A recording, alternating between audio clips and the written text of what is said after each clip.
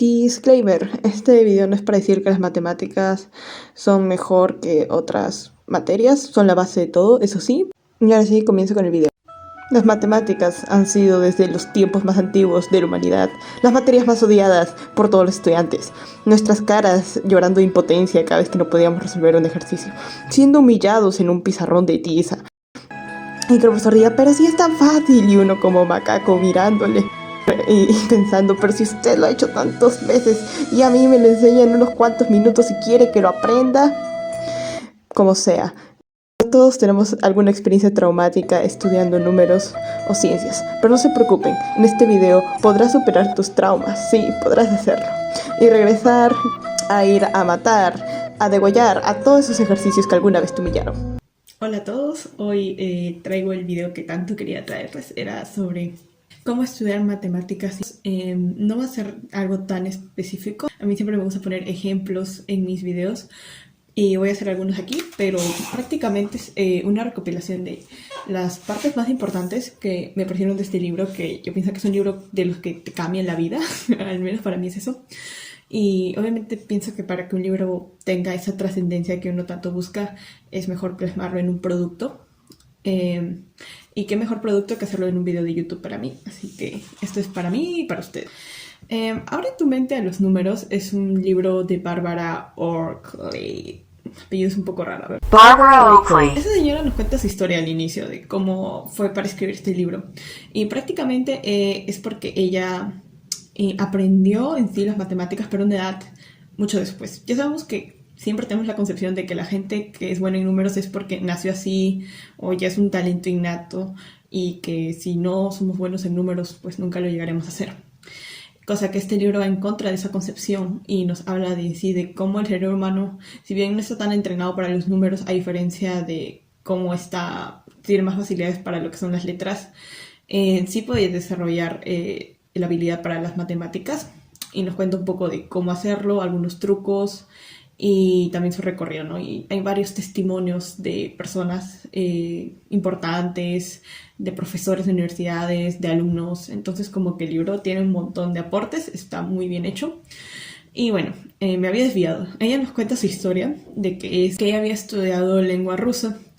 Y que en la escuela nunca le había llamado la atención los números, sobre todo porque tenía un profesor que era bastante rígido, que prácticamente era estos típicos profesores que humillan a los estudiantes. Mientras acá están jugando 8 horas Dota, mierda, un japonés, un chino, está estudiando matemática, trigonometría.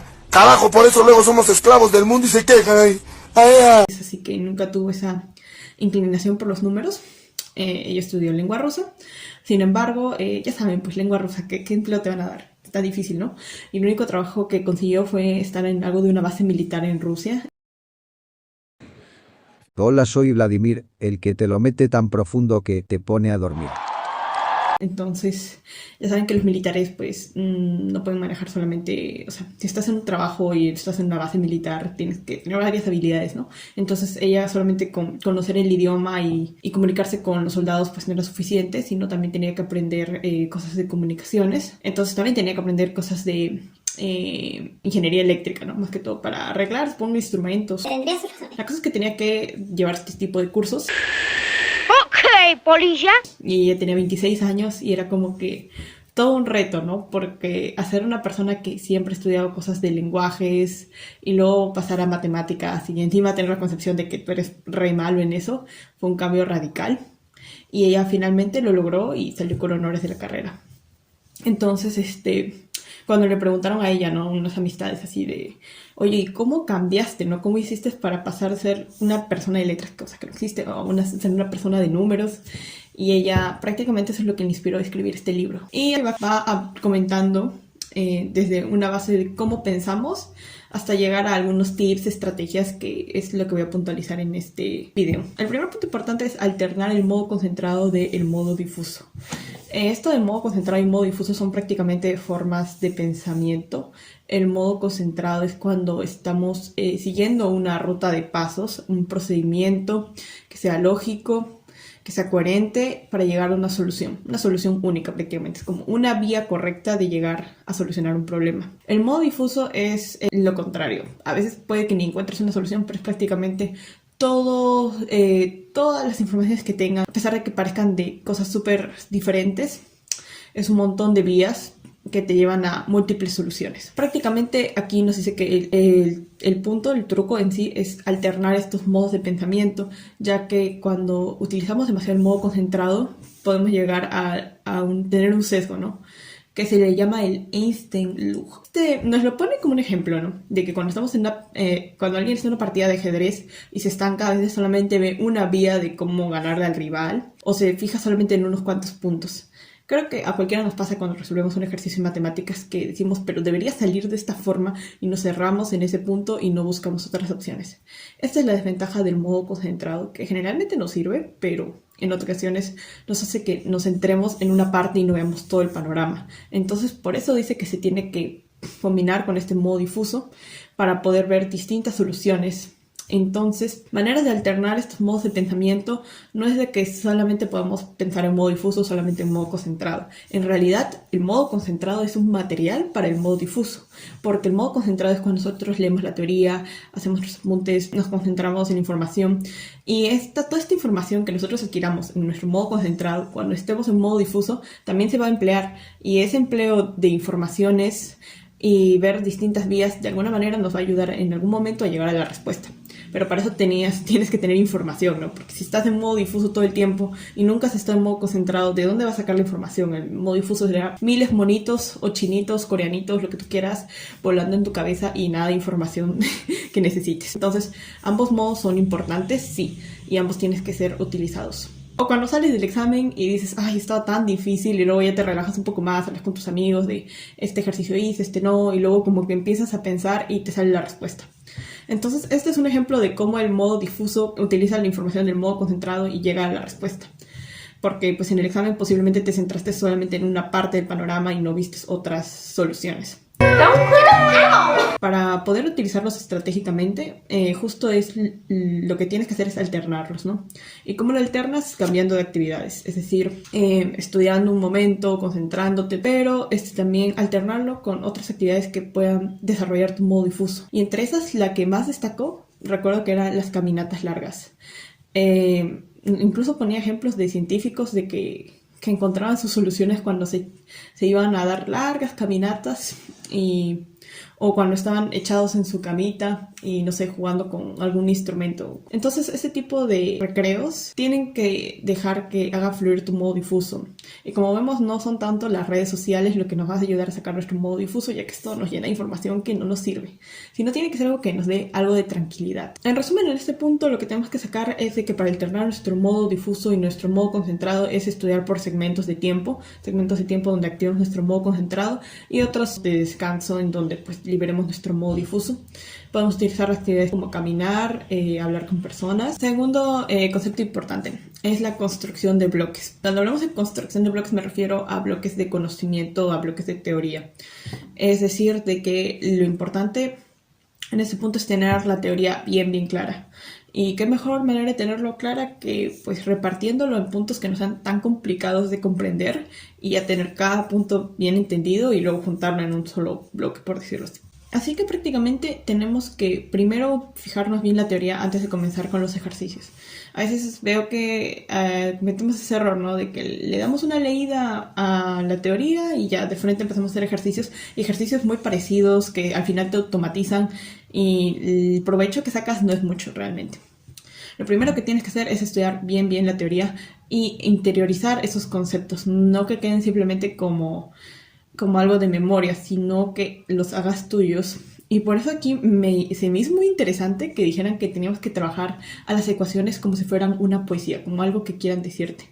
Y mejor aún si lo asocias a una imagen mental. Por ejemplo, tenemos la ecuación del trabajo. No sé cómo les habrán enseñado a ustedes, pero yo recuerdo muy bien que aquí mi profesor de física hizo algo muy bueno. Siempre nos ponía el dibujito de un bloque en una superficie rugosa. Encima la superficie tenía como que ese aspecto de rugosidad y ponía una personita empujando ese bloque. Entonces ya en mi mente estaba de que el trabajo en sí iba a ser la fuerza que ponía esa personita y ese bloque que se iba arrastrando, o sea, el desplazamiento, ¿no? Entonces, pues ahí ya se me queda la fórmula de trabajo es igual a fuerza por desplazamiento. Entonces, prácticamente es algo que tienes que hacer con todas las ecuaciones, no que simplemente queden como letras, porque así no se va a quedar en tu cerebro. Y mejor si está asociado a una imagen. Para poder aprender los conceptos, una manera de hacerlo bastante eficaz es el uso de las flashcards. No necesariamente tienes que usar Anki, pero Anki es una excelente herramienta, incluso la recomiendo en el libro. Pero también puedes hacerlo de forma manual, ¿no? Si te gusta más que todo tener las cosas en papel, pues recortas una hoja bond, le escribes en un lado y luego al otro lado escribes el concepto.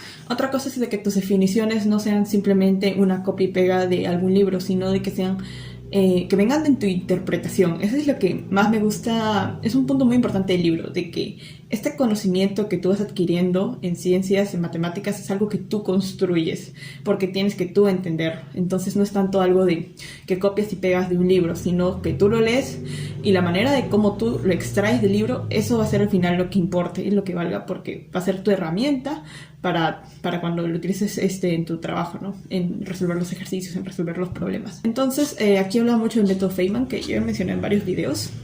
Igual lo voy a decir de nuevo, simplemente es explicar conceptos complejos con tus propias palabras o como si los estuvieras explicando a un niño o una persona que no tiene conocimiento en el tema. Entonces, esa es la manera como la que tú tienes que prácticamente asimilar los contenidos complejos hacia contenidos que tú comprendas, que tú hayas interpretado. Punto número 3 es controlar el aplazamiento. El aplazamiento es dejar las cosas para después, cosas que podríamos hacer ahora. Su origen viene también de algo emocional. Viene de subestimarse a uno mismo, de tener miedo por hacer las cosas. Incluso llega al ejemplo de que las personas pueden haber elegido cosas por puro aplazamiento, ¿no?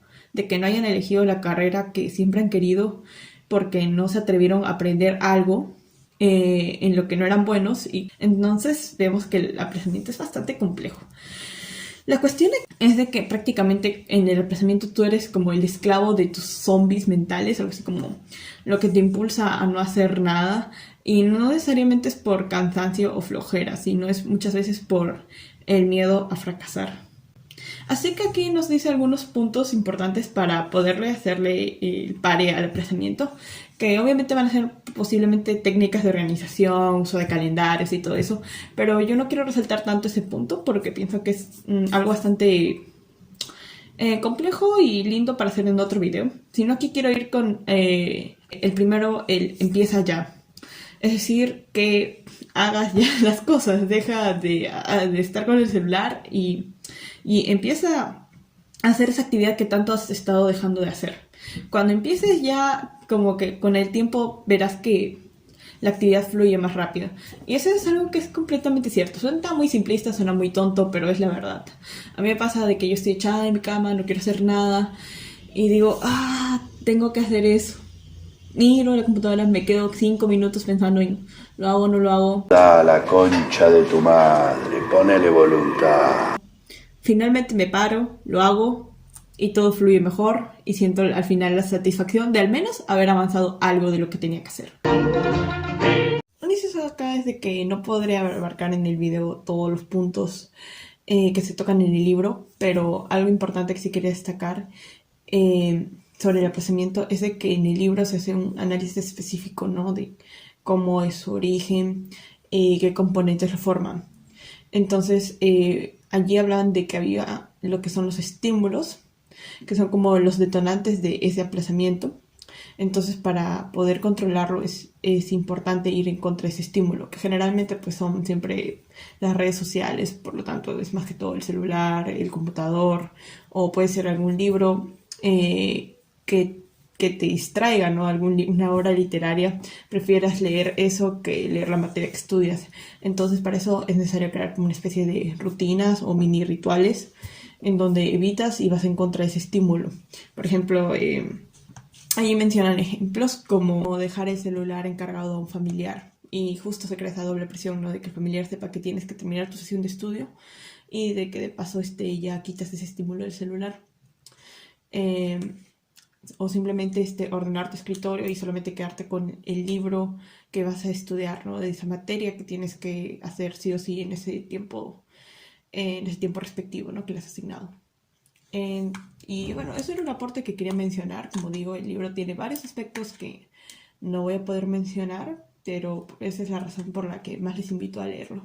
De ahí, lo complementario es obviamente tener ese sistema de organización que tanto les comento, ¿no? Tener los planners, tener to-do lists. Alguna gente se compra esos pizarrones acrílicos. La verdad es muy útil, la verdad es una buena inversión. Si quieren, háganlo. Yo no lo tengo, pues no tengo la plata.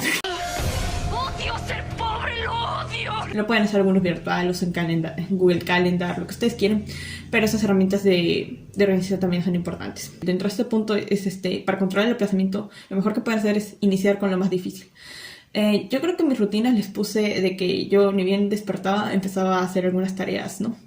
Eso funciona muy bien. En mi caso yo soy una persona de mañanas, así que ni bien despierto hago lo más difícil y ya como que lo que es más, menos complicado ya lo hago en la noche. Entonces, bueno, si ustedes son más personas de noche, pues en el día hagan cosas más fáciles y en la noche ya empiezan con lo difícil. Pero siempre manejen hacer lo más difícil en el momento donde tienen más energía. Y si es posible, lo más rápido posible, ¿no?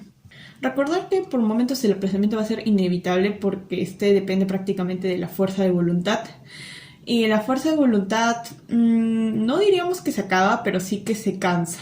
Eso yo lo he visto, también les puse de ejemplo mi ciclo, ¿no? Al inicio inicié muy bien y luego mis niveles fueron cayendo, pero no fue porque se me hubiera acabado las ganas de hacer bien las cosas o de ser buen estudiante, sino simplemente ya estaba muy cansada y no había trabajado en mecanismos para neutralizar eso, ¿no? O mecanismos de hacer más agradable mi estudio. Y es aquí donde también por eso es importante no trabajar por bloques, porque lo importante es hacer agradable y ameno tu estudio. En matemáticas y en ciencias lo que he notado de este libro es de que matemáticas y ciencias no es exactamente la cosa más difícil, sino es bastante estratégico, es bastante concentración, es bastante que te guste, y la manera de que te guste pues es alternando actividades. Una disciplina, pero a la vez que tiene que estar sacando tu lado creativo, tu modo niño. Entonces como que es muy importante que lo combines con otras actividades que te gusten mucho, con tus pasiones, ¿no? Como la música, puede ser el ejercicio físico, puede ser el baile, pero hacer estas actividades con el estudio es súper importante en este caso porque vas a necesitar fuentes que activen ese modo difuso que es tan importante para llegar a soluciones creativas. Es el cuarto punto y me parece muy genial y que en realidad esto aplica para cualquier, no solamente matemáticas y ciencias, pero el libro se enfoca en ellos, pero también sirve para letras, ¿no? Es el efecto examen. Generalmente tendemos a pensar de que el examen simplemente es una evaluación de nuestros conocimientos y esto en cierta parte es verdad. Sin embargo, no lo consideramos como una experiencia activa de conocimiento, lo cual sí es. Allí citaban, ¿no? De que habían estudios que decían de que el aprendizaje que tienes de horas leyendo con el aprendizaje que tienes en una hora de examen es bastante similar. Incluso el del examen puede llegar a superar. Entonces, cada examen es una oportunidad de aprendizaje y no tenemos que esperar a de que nos evalúen en el semestre para recién sacar esa experiencia, sino lo ideal es que uno ya se vaya probando poco a poco. Otra cosa es de que cuando te evalúes no lo hagas de forma tan suave, ¿no? Que no sea, ¿cómo decirlo?, en un ambiente tan tranquilo, que estés con tu libro abierto, porque así no te van a evaluar. Te van a evaluar sentado ahí, todo apachurrado en un ambiente que incluso no puede ser tu escritorio, ¿no? Es otro sitio, es un aula, ¿no? Entonces como que ya para eso te tienes que ir mentalizando. Puedes probar a hacer exámenes, pero que sean con ejercicios variados. Es decir, no caer en esto de ponerse planchas de que son un mismo formato de ejercicio, porque al final sí o no que nos damos cuenta que cuando resolvemos ejercicios que parecen planchas y todos lo mismo, como que en el primero, segundo y tercero pensamos, ¿no? Nuestro cerebro está procesando la información, utilizando lo que hemos aprendido en la clase, pero de allí, cuando ya siguen siendo los mismos ejercicios, ya es como que automático. A todos nos pasó en la escuela que nos han dado sumas y al inicio la pensábamos un poquito, ¿no? Pero luego ya los ejercicios eran lo mismo, solamente cambiaban los números y ya te automatizabas. Eso es algo que tienes que evitar cuando te evalúes. Así que utiliza ejercicios variados de bloque 3, ¿no? 3 del mismo tipo, otros 3 del mismo tipo, incluso que sean distintos niveles, nivel básico, nivel avanzado, nivel intermedio. Y bueno, obviamente replicar las condiciones en las que estés. No vas a estar en un lugar tan cómodo posiblemente cuando des un examen que te evalúe, sea en la universidad, sea el examen de admisión. Vas a estar en un ambiente más tenso, así que no solamente te pruebes en la comodidad de tu cuarto, puedes ir a otros sitios en casa de otra persona y pues ir replicando en sí cómo es el ambiente, ¿no? Para que sea lo más parecido posible y tu mente ya esté entrenada a resolver en distintos lugares. Porque en serio pasa de que uno está acostumbrado a resolver en su cuarto y como que sientes esa sensación de seguridad, de tranquilidad, pero cuando es otro sitio te sientes extraño. Entonces también tenemos que ir viendo esos puntos que son importantes para que nuestro rendimiento en el examen sea lo mejor posible y que también pues sea una experiencia de aprendizaje. Así que estar evaluándose constantemente es clave. Y el último punto no estaba como tal en el libro, pero yo lo interpreto así y le he llamado así como constancia y perseverancia. Aquí en matemáticas y en ciencias he visto en el libro y también en mi experiencia propia que depende mucho de uno mismo, de que uno es el que construye el aprendizaje en estos puntos, porque al ser conceptos tan complejos, al fin y al cabo como lo importante es como tú lo entiendas, como tú lo comprendas y que sean con imágenes mentales que sean familiares para uno, ¿no? A la forma de pensar de uno, a la creatividad de uno, al modo niño de uno. Así que otra cosa es que no caigas en la ilusión de que por ver una solución o por ver que tu compañero te ayudó en el ejercicio y al final él tuvo la respuesta, tú estás aprendiendo, tú ya vas a saber cómo hacerlo. Sino tú eres el que tienes que llegar a esa solución. Aquí es muy importante, por eso digo la perseverancia, porque cuando uno realiza un ejercicio matemática y puede que no te salga y no te salga y no te salga, pero lo importante es que tú tienes que mantenerte firme en de que tú vas a encontrar la respuesta y no esperar siempre que ver el solucionario, siempre que alguien te lo resuelva y tener esa ilusión de que tú vas a poder hacerlo después, porque no es así. Aquí es importante que tú seas el que comprenda, el que utilice los recursos, la información para llegar a algo. No importa mucho acá si la respuesta te queda incompleta o el ejercicio te queda a la mitad. Lo importante es que tú lo hayas estado intentando. Ya posteriormente podrás ver la solución y podrás identificar. Pero al inicio es muy importante de que tú lo intentes. Yo he visto un tiempo de acá me veía que había mucha gente que resolvía un poquito, se cansaba y le pedían al amigo de, oye, ¿puedes resolvérmelo? Y tenían esa ilusión que ellos lo podían hacer en el examen. Y generalmente igual no lo hacían en el examen. Ni me sorprende. Porque así no se aprende. Así que ahí sí, pues tienes que dejar un rato el ejercicio y volver después, pero lo importante es que tú trates de llegar a la respuesta, que el aprendizaje sea activo por parte tuya.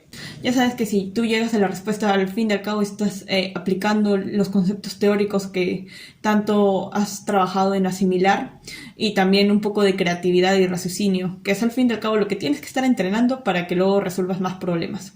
Y aquí yo sé que puede sonar un poco controversial porque nosotros tenemos exámenes, tenemos evaluaciones constantes y muchas veces no se nos permite aprender a nuestro propio ritmo, ¿no? Sobre todo porque tienes la presión de tener que aprobar y terminar la carrera lo más rápido posible. Eso es algo con lo que difiere lo que hace la autora, porque ella ya tiene una profesión. Sin embargo, es importante eso. Es como que uno tiene la idea de que voy a pasar por pasar y en vez de ver los fracasos como una oportunidad de aprendizaje, en vez de preocuparse realmente por aprender bien las cosas, a pesar de que no sea al ritmo de los demás. Y es aquí en donde yo sé que la mayoría tenemos esa presión de acabar rápido, porque bueno, no sé, algunos nos hemos demorado en ingresar y queremos terminar sí o sí, algunos en los 5 años, otros en los 7 años. Pero es donde tenemos que buscar ese equilibrio, ¿no? Entre el aprender bien y el aprobar. Así que aquí yo diría que el paréntesis es buscar la estrategia para tener esos dos, ¿no? Considerando nuestra situación, que no podemos estar mantenidos toda la vida. Y darnos el lujo de aprender bonito, aprender despacito, ¿no? Así que, pues, allí sí les diría que revisen bien su temario, de que traten de adelantar algunos temas, a pesar de que a la mitad del semestre se va a hacer casi imposible adelantar los temas. Si pueden tener la oportunidad antes de hacerlo, háganlo, de poder ver materiales que consideren que ya sean como repetidos de exámenes, ¿no? tienen la posibilidad de hablarse con personas que ya tienen esos materiales de bases anteriores, háganlo porque pues ya saben, los exámenes pasados son una experiencia activa de aprendizaje, de paso te ayudan a probar y aprender bien. Así que eso es lo que queremos buscar, ¿no? El equilibrio entre aprobar y aprender bien. Menciones honoríficas, es más que todo un tip de motivación que nos dice en el libro, que es utilizar el efecto contraste entre en dónde te encuentras ahora y a lo que quieres llegar.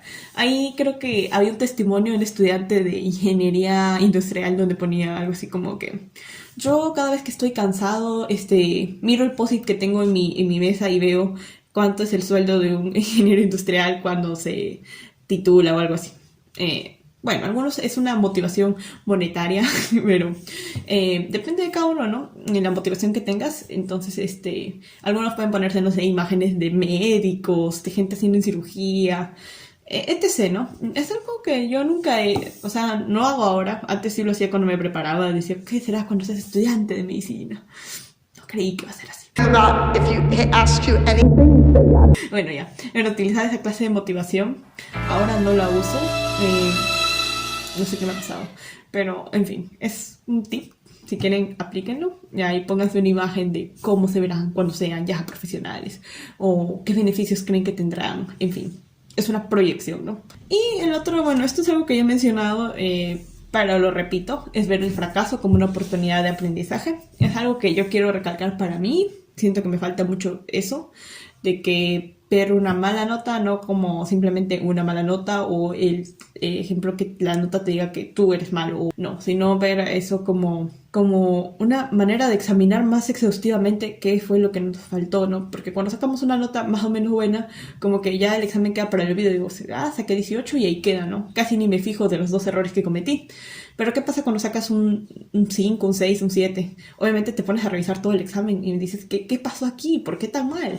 Y te das cuenta de que a veces fue el material, te das cuenta que a veces fue el estado emocional, te das cuenta que a veces simplemente no estudiaste bien, etcétera, etcétera. Entonces eso sí que es bastante importante. Y prácticamente aquí ya termina el video, son los 5 puntos importantes que yo saqué de este libro. Me gustó mucho, sinceramente, pero utilizar estas premisas y tener un semestre exitoso. Y es algo que también se los deseo a todos ustedes. Si quieren, compártanlo con alguien que creen que les vaya a servir. Y nada, ahora sí me despido. Muchas gracias. Chau, chau. Nos vemos en un próximo video. Sí, me encanta. Me encanta.